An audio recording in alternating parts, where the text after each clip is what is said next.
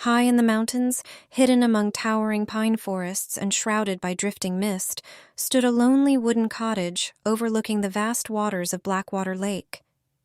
It was here that Jeff, a skilled diver and adventurous traveler, had come seeking peace and solitude. After months of hard work, he longed for nothing more than fresh mountain air, endless wilderness, and the beauty of nature. The first few days were perfect. Jeff spent his mornings hiking rugged trails that wound through ancient forests. He explored hidden waterfalls, photographed wildlife, and watched eagles soar high above the cliffs. Each evening he sat on the cottage porch, watching the sun sink behind the mountains as golden light danced across the lake. For the first time in a long while, he felt completely at peace. But everything changed on the fifth night.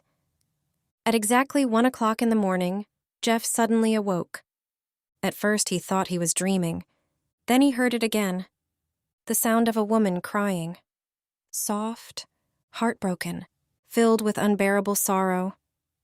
The sound drifted through the darkness and echoed across the lake. Curious and concerned, Jeff climbed from bed and walked to the window. Outside, thick fog rolled across the water, and there, standing at the edge of the lake, was a woman dressed entirely in white. Her long dress swayed gently in the night breeze. Her head was lowered, her shoulders trembled. She was weeping. Jeff watched in silence. There was something deeply sad about the scene, something that touched his heart. He considered going outside, but before he could make a decision, the fog thickened. Within seconds, the mysterious woman vanished. The next morning, Jeff searched the area. He walked the shoreline. He explored nearby trails. He even asked a few locals in the nearest town if anyone lived near the lake. No one knew of any woman. No one had seen anyone matching her description. As night approached, Jeff found himself thinking about her. Who was she, and why did she seem so sad? That night, he waited. Sure enough, at exactly 1 o'clock, the crying returned. Jeff rushed to the window. The woman was back, standing in the same place, looking out across the dark waters, weeping. This time, Jeff made up his mind. He grabbed a flashlight and stepped outside. The mountain air felt unusually cold. Fog drifted silently across the lake. Slowly, carefully, Jeff walked toward the mysterious woman. She never moved, never ran, never turned away. When he was only a few feet from her, she slowly raised her head. Jeff froze. Her eyes were blood red. Tears streamed down her pale face.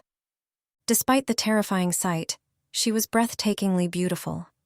There was sadness in her eyes unlike anything Jeff had ever seen. Gathering his courage, he spoke softly. "Why are you crying?" The woman stared at him for several seconds before finally answering. "I am mourning my husband." A chill ran through Jeff. The woman turned and looked toward the lake. Her voice was soft and broken. "Many years ago, my husband and I sailed across these waters. We were young, we were happy, and we were deeply in love." As she spoke, tears rolled down her cheeks. Then a terrible storm came. The waves became violent. The wind howled across the lake. Our boat overturned. We both drowned. Jeff listened carefully. "My body eventually floated to the surface," she continued, "but my husband became trapped beneath the boat. He never escaped." Her voice trembled. "For all these years, his spirit has remained imprisoned beneath the lake. I return every night hoping someone will help him." Jeff's heart broke for her. As a professional diver, he knew there might still be a chance to find the wreck. Before disappearing into the fog, the woman whispered one final plea. "Please help him." The next morning, Jeff prepared his diving gear. The lake looked peaceful beneath the morning sun, but beneath its calm surface lay a forgotten tragedy. Jeff entered the water. The deeper he descended, the darker everything became. Sunlight slowly disappeared. Ancient tree trunks emerged from the shadows. The silence felt almost unnatural. Then he saw it. An old wooden boat resting on the lake floor, half buried beneath decades of mud and debris. His pulse quickened. Swimming closer, he examined the wreck. The boat was upside down, exactly as the woman had described. For hours Jeff worked. Using ropes and lifting equipment, he struggled to move the wreck. Again and again he tried. The boat refused to budge. But Jeff refused to quit. Finally, after one last effort, the wreck shifted, slowly rising from the lake floor. What lay beneath it brought tears to Jeff's eyes. Human skeletal remains. A man, still trapped exactly where he had fallen so many years ago. The woman's story had been true. Every word. For a moment, Jeff remained underwater, staring silently at the remains. Thinking of the years the woman had spent grieving. Thinking of the husband who had waited decades for freedom. When Jeff finally surfaced, tears streamed down his own face. That evening, he sat quietly inside the cottage, waiting. 1 o'clock arrived. But this time there was no crying, no sorrow, no grief. Instead, he heard laughter. Soft singing drifted across the lake. Jeff rushed to the window. What he saw filled him with joy.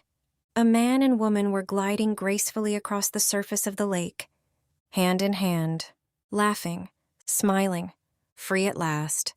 The woman was the same spirit he had met beside the shore. Beside her walked a handsome man glowing with silver light. Jeff stepped outside. The couple turned toward him. Their faces shone beneath the moonlight. The woman smiled warmly. "Thank you, Jeff." Her voice was filled with happiness. "Because of you, I have my love back." The man stepped forward and nodded gratefully. "Thank you for freeing me." He looked lovingly at the woman beside him. "Now I can spend eternity with my beautiful wife, Michelle." The couple held each other close. For the first time in decades, they were together again. As Jeff watched, a brilliant silver light surrounded them. The light grew brighter and brighter.